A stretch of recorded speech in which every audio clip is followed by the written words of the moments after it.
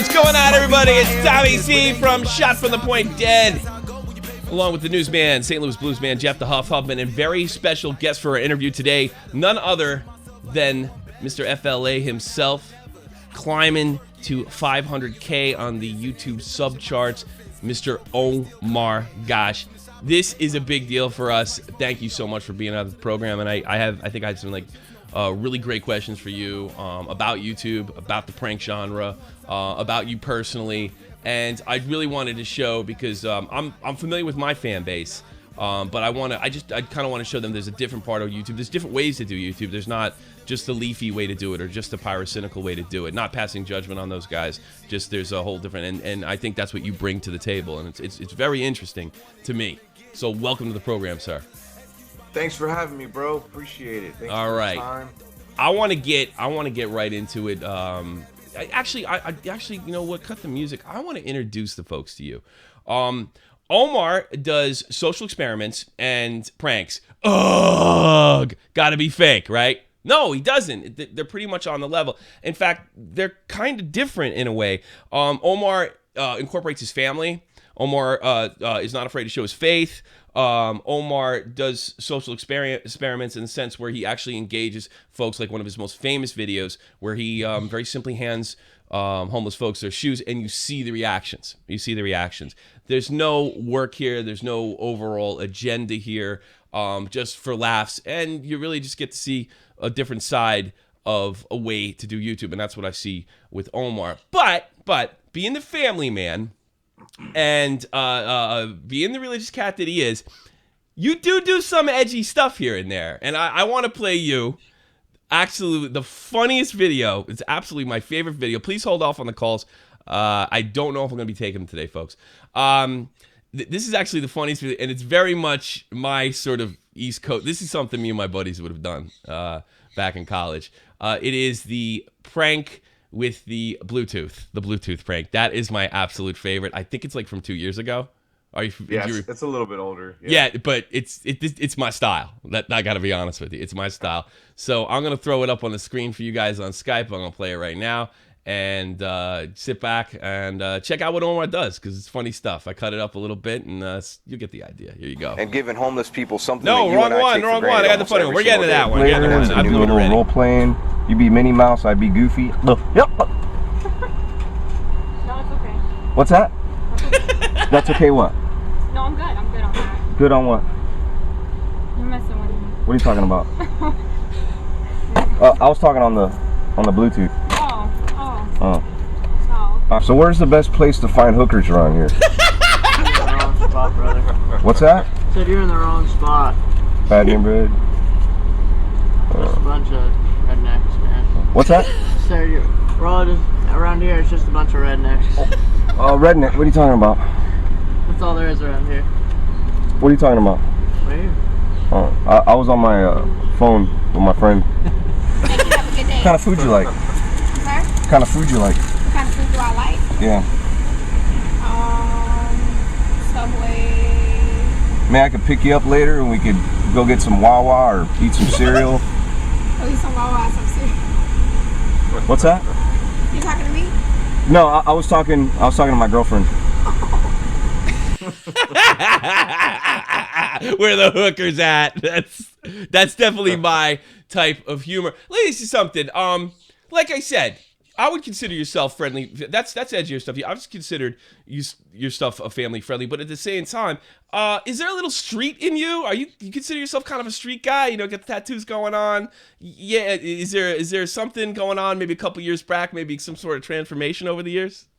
I would say I'm right on that line. You know, Yeah. like where I can be a little bit edgy if I want to, but do it in a friendly way. Mm-hmm. And I mean, yeah, you know, I'm Hispanic, so I kind of you know, we grew up on the tough streets, and Yeah. you know, not that I was a gangbanger or anything. Nah, like there's a that, difference between but- being a street guy and a wise guy. You know what I'm saying? But I do. Nothing like that. That's why I kind of dig your videos, because there's you know, you're a family dude. There's no apologies. You don't care if that brings you less views or it makes you less edgy. But there is an edge to your stuff. I mean, it's funny. You're going off to like, hey, get some hookers and like, I'm talking to you. What's funny is the guy admitted like, hey, we're just a bunch of rednecks here, you kind of hear it in his voice. You don't want none of this over here. Head over to Clearwater. That's but there's also another side, very serious side to what you do, which is one of your most famous videos by far. 7 million hits and counting. I actually saw this video on Facebook, which probably wasn't, somebody probably ripped it off from you, I imagine, right? Yeah. Yeah, Soulfly thing. Oh, the SoFlo. SoFlo. Yeah, I think he asked me for permission to use it. Did he pay you? No, he didn't pay me anything, and he didn't even mention my YouTube channel. And he got like 90 million hits on this video. Probably made a ton of money off YouTube it. today. Yeah, it sounds like. But it's okay. It's all good, just as long as the message positivity gets across. Sure. And something like this, I don't know if this particular video, this isn't about money. I mean, there's nothing wrong with making your living on YouTube, but this particular thing is not about money. I'm gonna play some of the stuff he did, probably his most famous video. And what Omar does is he instead of handing out money and instead of handing out meals. I would have never thought of this, to be honest with you. He hands out shoes. Sure, go ahead. Can I say something before you play this video? Sure. Because my intention was never to be like these other YouTubers where, they put homeless people in their videos or anything like that. Like, I have kids, and if you have kids out there, you know that they can be very selfish and greedy. Sure. And the whole message behind this video was I was going to take my oldest son, which was having some problems with being selfish. And I wanted him to see how he should appreciate his life a little bit more. I got you. I took him out. We bought shoes for homeless people and like, hey, I'm going to take you and we're going to go do this together. And that's why you'll see him in this video. But it was, I was never going to, really, I didn't even think it would get that many views. It was just kind of like teaching my son a lesson, like, hey, you should be more thankful in life, Like, I gotta be honest with you. The best YouTube videos that I've done, or I consider myself more of a broadcaster or streamer than a video maker. They always seem to come out of nowhere. You never seem to know what that one's going to strike the chord. And when it's honest like that, when you're actually doing something for your kid, that usually. You're doing something honestly and you have a different motivation, and that's when people really connect with it. Now, I did cut this up a little bit for time's sake, but I just want to get you, and I want you guys to go over to Omar's site. I want you to sub him, and I want you to check out what he's doing. There's a lot of material there. There's a lot going on, and this should give you an idea what he did. This is very much his most famous video, and I want you to check it out. Here it is. And giving homeless people something that you and I take for granted almost every single day, and that's a new pair of shoes. Here in Florida, it gets hot. And for most homeless people, they do a lot of walking and put a lot of wear and tear on their shoes. I'll put these in here for you too. Yeah. Want to try them on, see if you like them? Here for you, if you want to use it maybe at nighttime. Thank you. Yeah. Oh, it smells good too. You want me to pray for you? Yeah, you can. Yeah, let me pray for you, all right?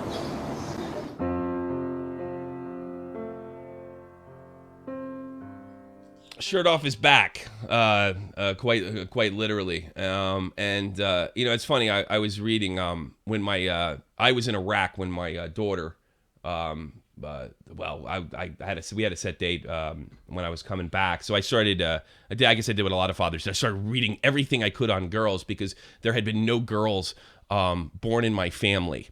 That was in the States. They were all born in Europe when we actually immigrated, and I remember coming across, and I don't know if this necessarily applies to girls directly. I was like, one of the ways you connect with kids is you take them to a soup kitchen, at least one time in their life. Just get up and go. And I guess maybe that's why this video works so much. And I highly recommend everybody checks it out. It's really, really, really good stuff. I don't know if that's some heartstring stuff right there. I don't know if you get around it, but I mean, it's interesting. You did it organically, and it had this like sort of incredible result. A lot of YouTubers would love to reproduce 7 million views every video. I guess it's just, I guess when you're just honest about it, that's when things kind of roll your way. Would you agree? Yeah. Oh man, I wish every video had that many views, you know? Yeah, you'd be a rich man. You'd be Yeah, a but I very mean, there was so much authenticity behind that video, like everything that happened, and there was certain things that were filmed that wasn't even meant to be. Like I remember my wife even mentioning she actually filmed me praying for this homeless guy, and I try not to push any religion on anybody, Mhm, or and I'm not religious at all. People get that, mhm. twisted a little bit.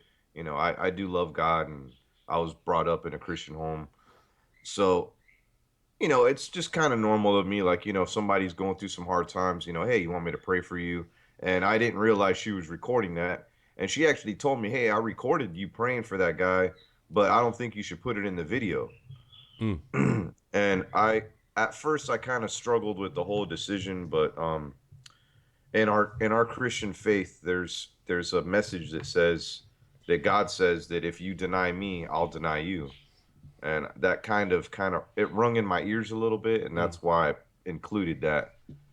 Just and it actually gave a lot of people hope. In fact, part of the reason why that video got so many views on it was because it was shared by a lot of people in the Christian community, Mhm. because you don't see people doing that anymore, especially like openly. It's such a hush hush thing, Sure, and people get so offensive nowadays when you're just doing something that's my beliefs. I mean, sure. I don't care about your beliefs. If you pray to a statue, or if you want to worship Allah, like whatever, that's your beliefs. We live in a free country, You're absolutely so right, and you're talking to a non-religious person, and just watching the whole Tim Tebow thing sort of yeah. develop. I mean, and how much vitriol it created in the media over his expressions. And I considered myself an atheist a long time, but I stopped being an atheist. I consider myself non-religious because being an atheist is kind of like the same reason I stopped going to church, because it feels like you're in a church with people preaching at Hmm. you. And I think part of the reason it is because just sort of this negativity shot from, or anger, for lack of a better word, or maybe it's right on, towards people that have those faith beliefs. I mean, I value my freedom of speech maybe as close to a religious belief, and in order for my speech to be protected, your beliefs, whether they differ from mine, need to be protected as well. So the fact that you can express them is actually dependent on what I hold dear. Right now, I'm trying to make my living on YouTube. That is directly correlated to what's coming out of my mouth. If you can't express those beliefs, or if you meet such anger and resentment from the mainstream media for expressing those beasts, that's cutting in on my freedom. And I actually, strangely enough, as a non-religious person, I liked it. It's just, to me, where I don't believe what you did, you had the guts to put it in. And Yeah. I'm not surprised at all, not surprised even a little bit, that you had to think it. And I don't want to. I don't want to get it twisted. I don't want to sit there and say I don't know what your specific beliefs are. Obviously, that you have. I don't know if it's a church or it's just a personal belief you have.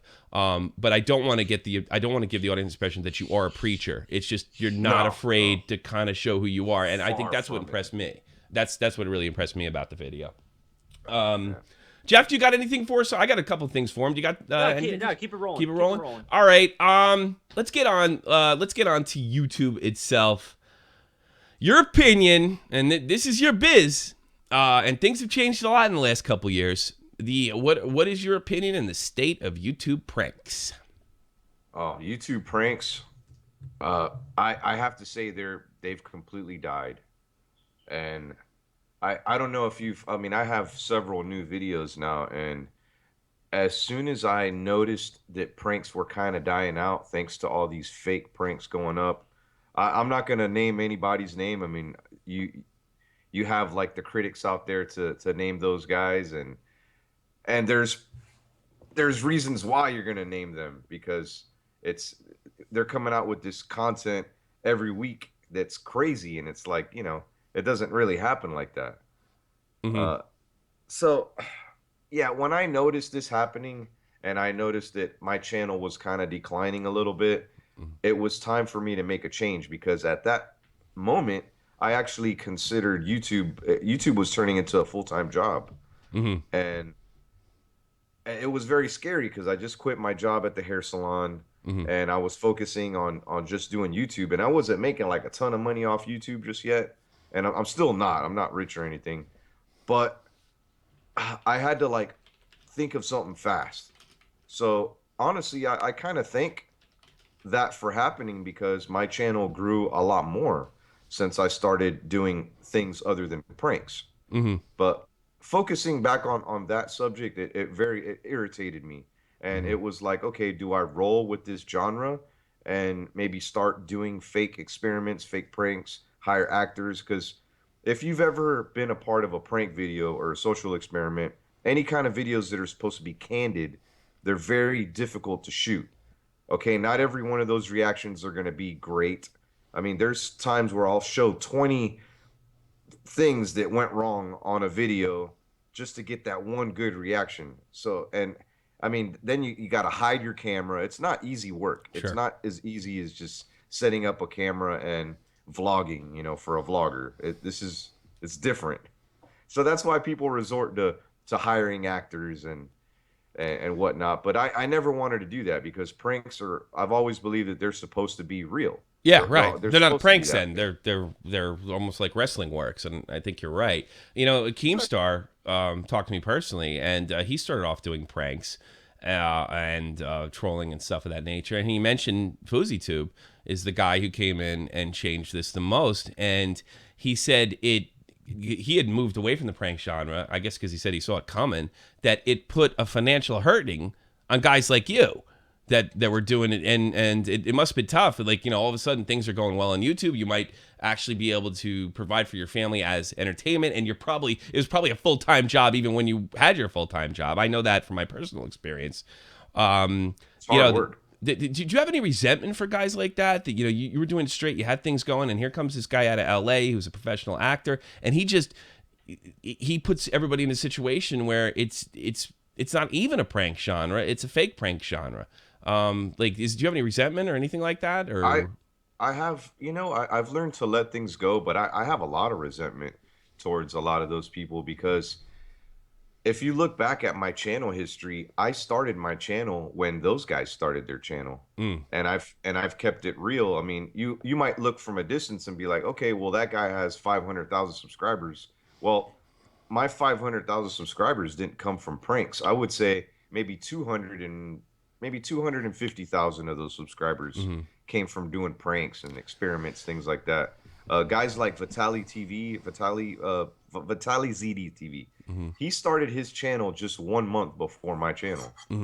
And I mean, there was even a video that I did, and maybe 1 week later, he came out with the same exact video, but with fake reactions, and he got millions of views.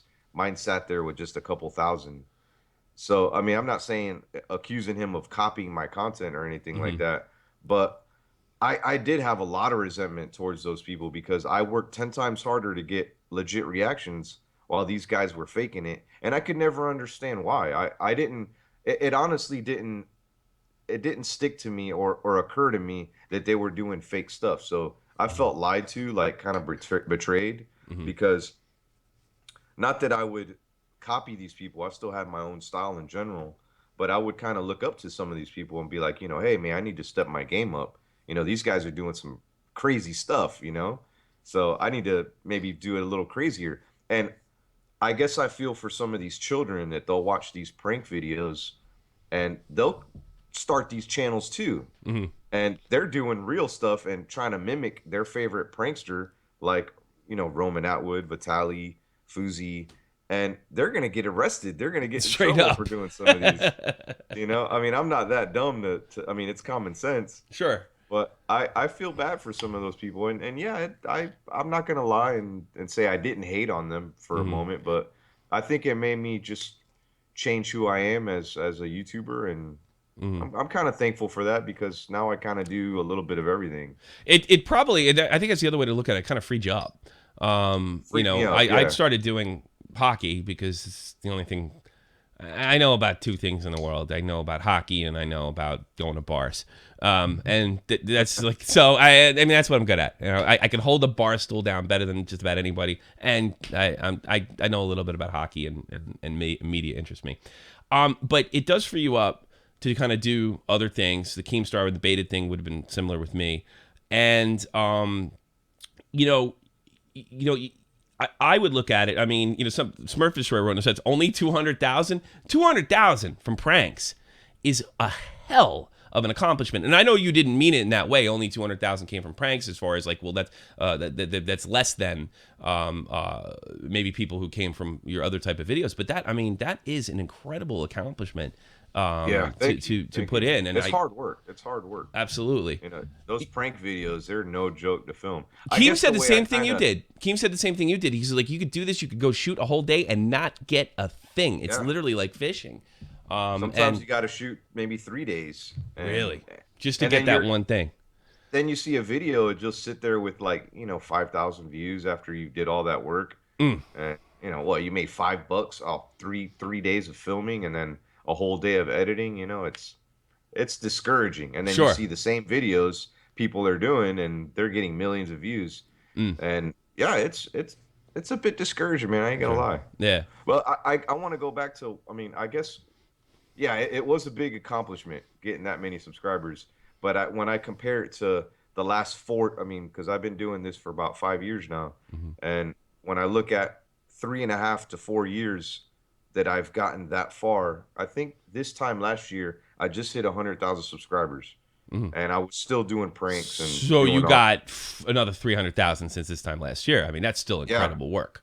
That's really incredible work. That's a lot of accomplishment, and I think most of that, not only to the core videos that I had before that are still growing, but for being freed up and not just doing prank videos anymore, doing like my dumpster dive videos, doing, going to haunted houses and doing ghost tours and things like that. Jeff's a big fan of your dumpster dive videos. Me being a broke college kid, I'd be definitely willing to do that to get some extra cash. Now, what brought that on? Did that just something click in your head one day and say, hey, I might find some cool stuff in this, or what was the deal behind that? There's a story behind everything, right? Yeah, right. I would have never in a million years, if you would have asked me to go dumpster diving with you, I would have been like, you're on your own, buddy. Like, I always looked at that like, oh gosh, that's disgusting, that's gross. Well, my kids came up to me one day and they were like, hey Dad, we watched these videos on YouTube and this guy was picking out iPhones from the garbage and tablets and all this cool stuff, and I was like, dude, that's fake. Like, right. So I wanted to prove it to them. So I actually was vlogging, because I have another channel, the OmarGosh, where I do daily vlogs, and I vlogged it where I took them dumpster diving, and the whole video is a complete fail. It's just showing that dumpster diving isn't as easy as what you see on YouTube. That some people fake, just like they do fake pranks, they do fake dumpster diving videos. Sure. So it's all entertainment. It's for views. It's for money. So I took them on a dumpster dive, even though it was a complete failure of a video. The video did very well. And people kept asking me, hey, are you going to go dumpster diving again? And I was like, man, you know what? I'm going to go try. And actually, the second time around, we actually found some video games. They were like $2 video games. Gotcha. Some of them scratched up to hell. But it was still kind of cool, like finding little things here and there. But you actually got to get in the trash. Yeah, like that's the thing. You got to get in the trash. Yeah, I didn't even second guess that. I wouldn't mind. The stuff I had to clean up in the Army, Evan, no sweat for me. My parents have a place in Clearwater. I'll go dumpster diving with you. How far are you from Clearwater? We're about maybe like an hour. An hour? Hour. Yeah. Yeah, I'll go down there. I'll dumpster dive with you. Dude, let's do it, man. Yeah, well, I'll tell you what. If I had my son's 7 months, and the last time we were down there, my daughter wasn't old enough to remember. It's time to hit the Disney World again. So we'll make sure that happens. My father is a chapter leader of the Church of Scientology down there, right? No, I'm kidding. Really? I've been waiting to say that all day. Hey, do you want to, how about this? Forget the dumpster diving. How about this? Maybe you and me, how the Scientologists, they hand you those cans to hold on to, like those cans? Why don't never we talked with a Scientologist? Oh, come on, you got to. Come on, let's be open. You're a good, open Christian guy. Why don't me and you go down there? We'll put our, I don't know, Navy suits on, and I'll have people hold cans, and we'll put a big sign, free electrocutions, and we'll see how many people grab them, you know? We'll have Jeff come over and act like, no, that's not going to work for Omar Gosh, you don't think? That's what I kept. I'm down for that. I just want to go to Clearwater and mess with the Scientologists. That's what I want to do. Oh yeah, and then all the private detectives can follow me out to the airport. Actually, all right, I do have a couple more questions for you. Are you a full-time YouTuber? Yes. Currently? 100%. 100%. Do you have an ulcer? How did you know that? Because I'm getting one. Because my thing is up in the air and down in the air, and you know, I'm growing. I got the hand of YouTube elites touched me, and I only got 6,000 now, but I have a little more reach than other 6,000 sub YouTubers. No, but I was wondering if that was my future, because I think we're close to the same age. I guess you're in your mid-30s. Yeah, 34. What's that? You're 34? All right, I'm a little 34. older than you. I'll be 40 next week. But I was just wondering, like, because I have this constant fear where everything, I'm on a high, I'm doing something, I'm getting paid for entertainment, and then the next day I wake up, this is all going away, and things are lining up in the wrong, and then I get a high, and it's just, I mean, I'm wondering if I'm getting into the right business. You know what I'm saying? Well, I mean, you're looking at living proof that anybody can do this, because my initial goal was to get 100,000 subscribers, and I've surpassed that. Like that's something that I wanted, and I wasn't gonna stop until I got it. And I didn't fake any pranks. I could have sold out and done some crazy stuff, but I think you're on the right track, man. I mean, it's all about engagement. I mean, those are just numbers with subscribers and things like that. I've seen people that have as many subscribers as I do, and they're getting less views or a lot more views. Yeah. And then I see, you know what I mean? So it's all about engagement. Yeah, there's probably too much emphasis. Like, subs are probably like sort of like a nice car, you know? I mean, you know, you have a nice a Corvette or something, but if the engine is crap and it's rusted out inside, I mean, the appearances can be deceiving. Let me ask you a question. It's a tough question. Can you make a living? I mean, obviously you're proof. You're proof of it. But you could be an exception to the rule. Can you make a living doing family entertainment on YouTube? Family entertainment? Yeah, I think what you do is family entertainment in some sense. It's it's on the edge. I mean, you know, like I said, you don't hide your faith, you don't hide your family, you don't hide the fact that you're a proud husband and father. That's risque. We talked about it before with the Tim Tebow thing, and you almost think in a clip in that video. Can this be done, or are you the exception to the rule? Well, like I said, I'm living proof of it. I mean, there's people that are way beyond what I'm doing. I mean, let's take into an account some of the daily vloggers like Bratelli, the Shaytards.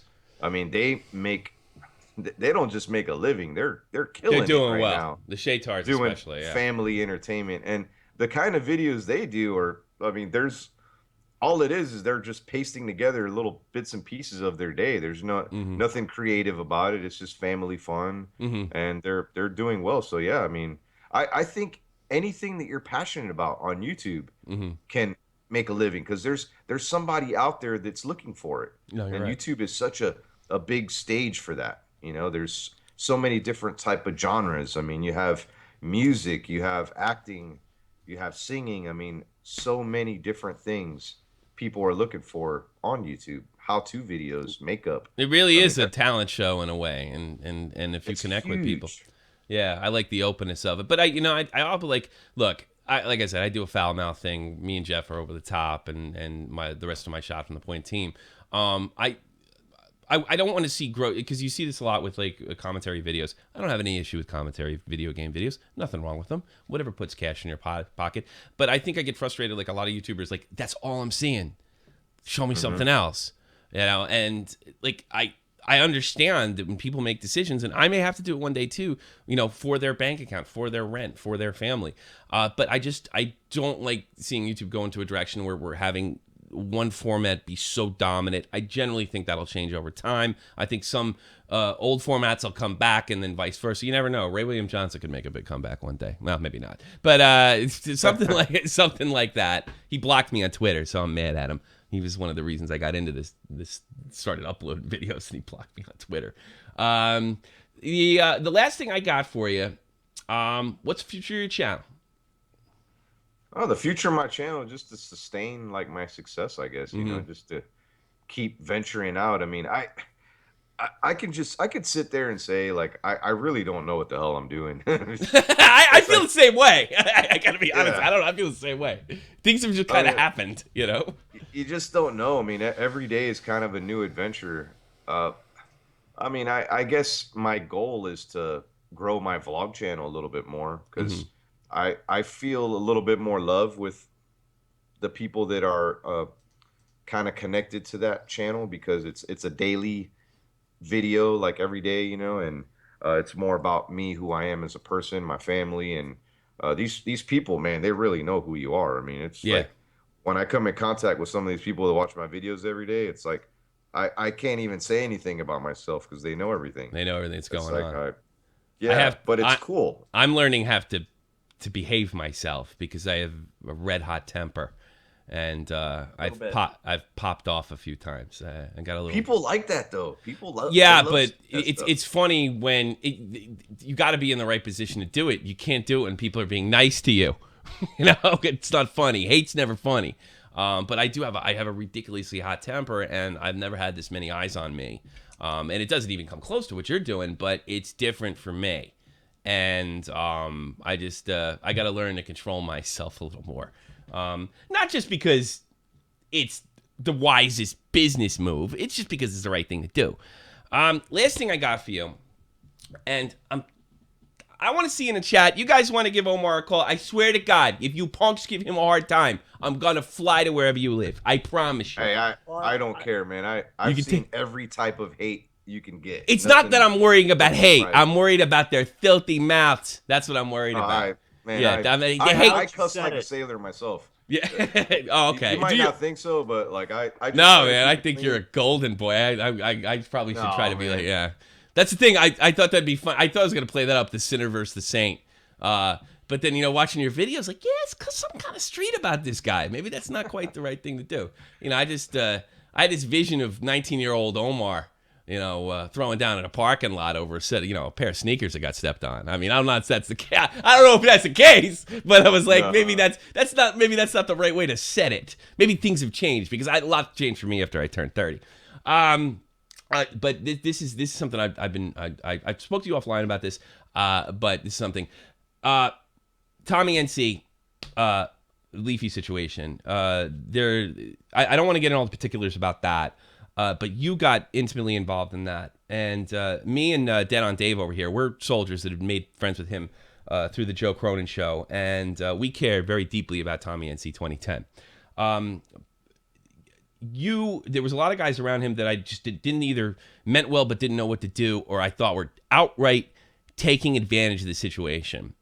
And I remember talking to Dave, and he was really upset about it. And I caught a Google Hangout that you were kind of managing. You were sort of hosting for Tommy in a way when things were good. Oh yeah, and, I remember that. Yeah, and I watched pretty much, if I'm not mistaken, the whole thing. And I was told really quickly, and then I looked up your channel, and I was like, all right, this guy's a bigger YouTuber.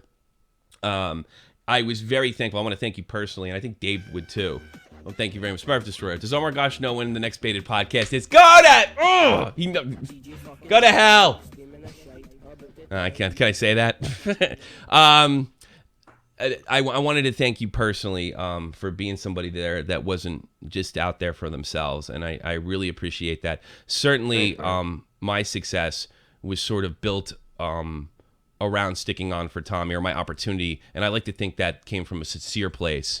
That gave me my opportunity, but I don't know if everybody was sincere that around him, and I wanted to thank you personally from the bottom of my heart. Thank you for looking out for him. It was nice to see a bigger YouTuber, because like in our world, you know, the 2,000, 3,000, 4,000 sub, and where Tommy was at the time, and a guy like you coming in and trying to, you know, put everything in check and help him out was just me and Dave are in Germany. He's in North Carolina. We felt helpless, but it was really nice of you to sort of set things straight and look out for him, and I really appreciate that. Thanks. And I don't think people realize when you take stabs at like real big YouTubers, because I made a whole video about Leafy and about Official Duck Studios. The day that I made my video, Official Duck Studios took his video down, and I didn't like his video that he made about Tommy. No, me either. It was very insulting, and I'm actually still friends with Tommy. He's still a buddy of mine. He calls me every once in a while. We talk. I give him advice. I mean, I play an active role in his life. I'm actually trying to plan a visit pretty soon to go see him. And that's right. You set him up. He wanted to go to that convention, the YouTube convention, and you raised money for it, and you got him over there, correct? Yeah, we got him over there, man. He was so thankful. I mean, it's unfortunate. I mean, you know, I kind of felt, and I mean, don't go back running and telling Tommy this, but I think that a lot of that success that he had overnight hurt him in a way. In some ways it did, yeah. And I don't think he knew how to handle it, but it's done nothing but good for him. I mean, he got a lot of positivity from it, and he may have handed me a career. I've been unemployed for 2 years, and I get noticed by Keemstar. And me and Keemstar got into it. We got a fight because he ran a second story about him, and I took exception to it. Now, I'm not going to get into the whole story about that, and that's Keemstar kind of saw my fury and put me on the Baited podcast with Colossal is Crazy. He's a budding YouTuber. He's going to be a million sub guy. He's a mega talent, and we were able to put this podcast together, and it all came as a result of me going to bat for Tommy. So I owe him a lot, and I remember this is before all that happened, and you were looking out for him, and if I'm not mistaken, you lost subs on this deal. You did not gain from this, correct? No, I lost subscribe. When I put my video up, I lost... I mean, it wasn't a ton of subscribers, you know, maybe a few hundred or but so. You lose 10, you get mad. I'm sorry. It's frustrating. I honestly, I see this stupid thing go up and down. I get angry. I don't know why. It's just such a childish response. Like, I'm like, good, go, don't come back. Oh, you came back. I watched that thing bounce up and down all day, let me tell you. Same here, man. You got anything for him, Jeff? Because I think I'm going to try to take some calls. Yeah, one thing here, and then I got one little thing after. Go this. ahead. What's been the most rewarding thing that you've experienced through here on YouTube the last couple of years or so that you've been on it? Well, the most rewarding thing I would say is some of the people I've met like over the years. You know, like the fact that you're building a fan base. I mean, that's why I don't call people fans. I call them fams. That's like my thing. Like people are like, you know, everybody has a name for their fans. I call them fams, because when you're developing a fan base, you really don't realize that you're actually like they're a reflection of you. And people that I've met that are my fans or fams, they're like my family, man. We connect so well. I mean, I've gone out with some of these people. Some of them are like my best friends now. Really? So I would have to say that's probably one of the most rewarding things is being able to create family online. Me and Jeff could say the same thing, because before the whole, the Tommy and C Keemstar thing, we had a regular, this isn't we do a hockey podcast as well, which starts next week. And that's pretty much what we do for the bulk of this channel. And, we started to know, just with 1,000 subs, the same 20, 30 people that came in, the same, once in a while donators. We knew them by name. We had to follow on Twitter, which, what's up, what's going on? I'm getting married. I'm going to college. It is special that way. It is special. And now with Discord, I can kind of like go in there and hang out. I feel like I'm hanging out. So I think I know exactly what you feel. 718-395-7660, 718-395-7660, or Skype me, a shot from the point, one word. If you're a punk, I'm going to take you out. I don't care. You're not disrespecting my boy here. I swear to God, which is probably inviting it. So you better be quick. Talk quick. Get it out. I'm only going to take 1 or 2 calls, and that'll be it. Let's put, oh, this guy's a good caller. You better be. Hound, Italy. You're on the air. Hey, man. How you doing? You got a question for Omar? Yes, I do. I've seen that you do multiple sort of like social experiments on your channel. And how do you feel about most people, generalizing the social experiment being fake, not claiming anything of your stuff is fake? Because I've actually watched some of your content before, and I actually really enjoy what you do. It's really good. I like how you do it. But Thank you. people generally criticize people because they use the term social experiment and automatically assume it's fake. How does that make you feel? Well, I've actually kind of shied away from doing experiments. Like, every once in a while I'll do one, but I kind of hate it. I mean, it's kind of going back Yeah. to the same thing with pranks. People associated Mhm. pranks as being all scripted and fake. And I think that's probably one of the main reasons I kind of don't do them anymore. It's kind of the same thing with doing videos that are generous. Like, because one thing I'm a generous person. If you met me, this is who I am. I'm a nice guy. I'll do anything for you. Like if you need Seem anything. genuine. Yeah, I mean that's really who I am. I mean, you could ask my Yeah. wife, anybody that knows me, and I would make videos about that. And some of these other people that stage stuff, they make videos like that and hire actors or Yeah. whatnot, and maybe they do it just for money and publicity. And I I don't like having that stigma attached to me. So It's I sort of kind like of a tag, like you put in the box, like, oh, you use this tag, and you're now generalized with all these plebs and just stuff like that. Hey, pretty man, much. thanks for the call. I'm going to try to get a few folks in. Man, a thank few you for the folks in. call in. Thank you, Thanks Hound. for the That's pretty question. real good question. Real good question. I'm going to go to Discord. Actually, I have to make a change in Discord if I'm going to do this correctly. So I forgot to set it up. Discord users may hear a slight buzz, but I'm going to put in. It's Josh. It's Josh. You're on the air. Hello. Hey, Josh. Do you have a question for Omar? Josh. Josh. Give me a second. You can't get. I'll come back to you later, buddy. Can't do that. I'm on the air, brother. All right. Let's see. Good kid, but let's get some other folks on here. Let's go to the phone line. Actually, 575. You're on the air. Oh my gosh. Speak up. 575. Thank you very much. See, this is risky. This is risky stuff, Omar. No screen calls. We were very risky. 306. You're on the air. 306. You're on the air. Hey, I have a question for Omar. Go. Shoot. I'm just wondering, how is it like when all these other people make these insane pranks? How do you keep up with that? How do you stay relevant? I don't get. How are you still making all these views and all these other people are making all these fake pranks? Well, How do you the way I keep up? stay- How do you keep up? The way I stay relevant. He asked, "How do I stay relevant with Okay. all these people doing these insane like reaction videos?" The way that I've stayed irrelevant. I almost said irrelevant.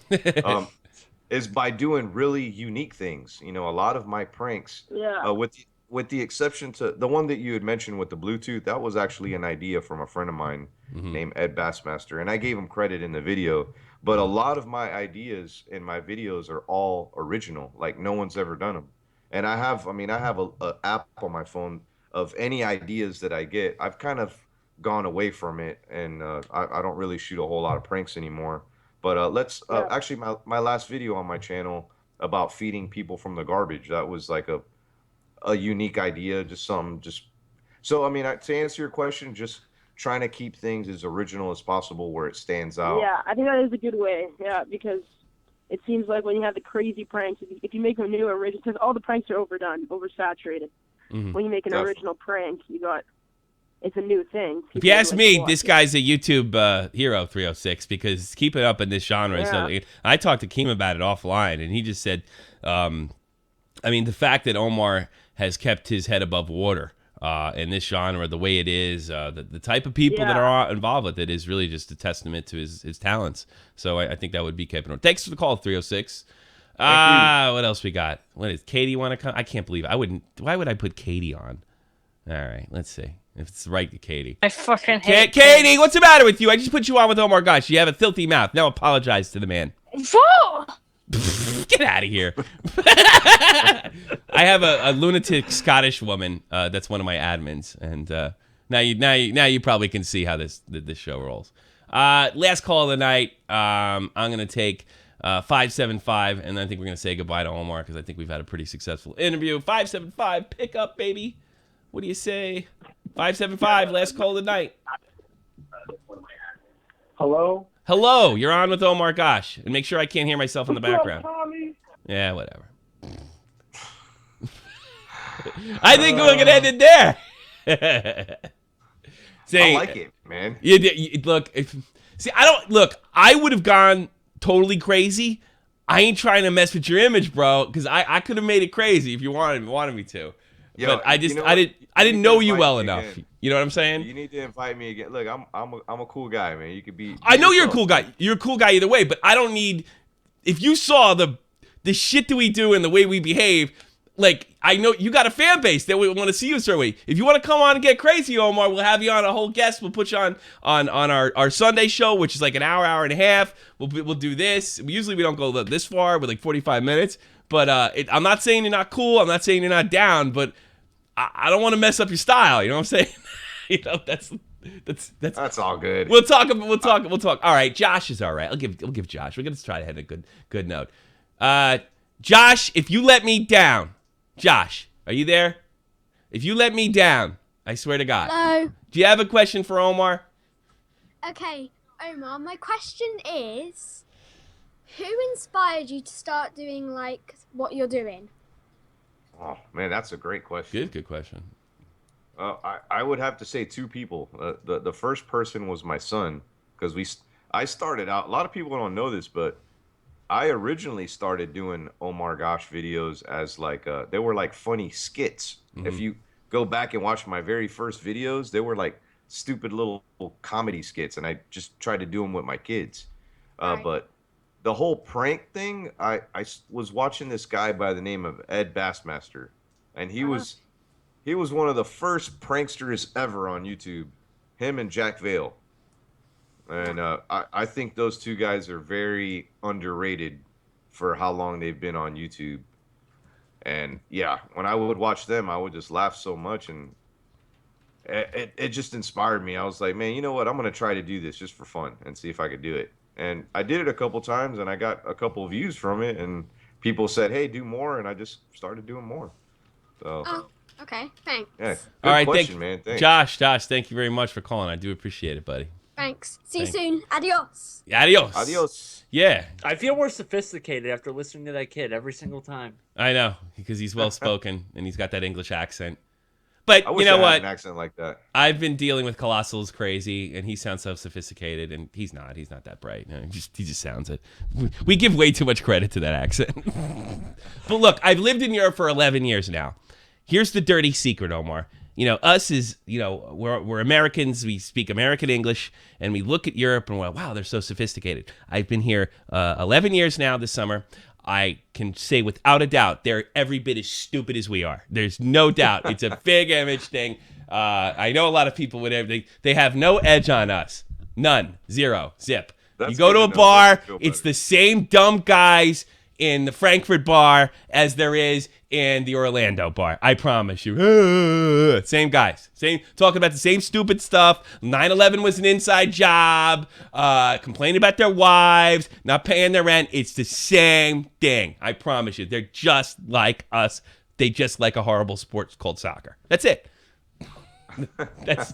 That's it.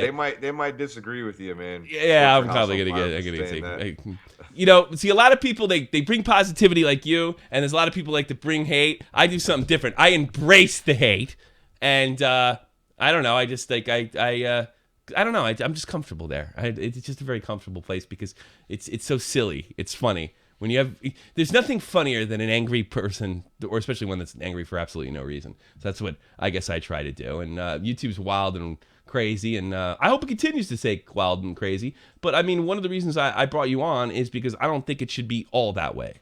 And I'm really impressed. Good to change it up. Yeah, it's good to change it up. It's really impressed with you. You know, Real Talk has this thing. He's one of the guys who works for me. He's a professional rapper. He lives in Las Vegas. And he's got this Chicago street saying called real, recognize real, which I'd never heard before. And he's always saying, Tommy, you're going to make it big one day. Even though I wasn't even trying to. He goes, Tommy, you're going to make it big one day. Something's going to happen. You're going to get a break because real recognizes real. And that is the way I feel about you, sir. I think you're just doing something real, and you didn't bend, you didn't break. And I've been just dying to say this to you for months. I've been talking about you with Dan on Dave, and finally I was able to kind of make this happen. Thank you so much, and make sure you hang on to the other side. for being on. This is like a big honor for me.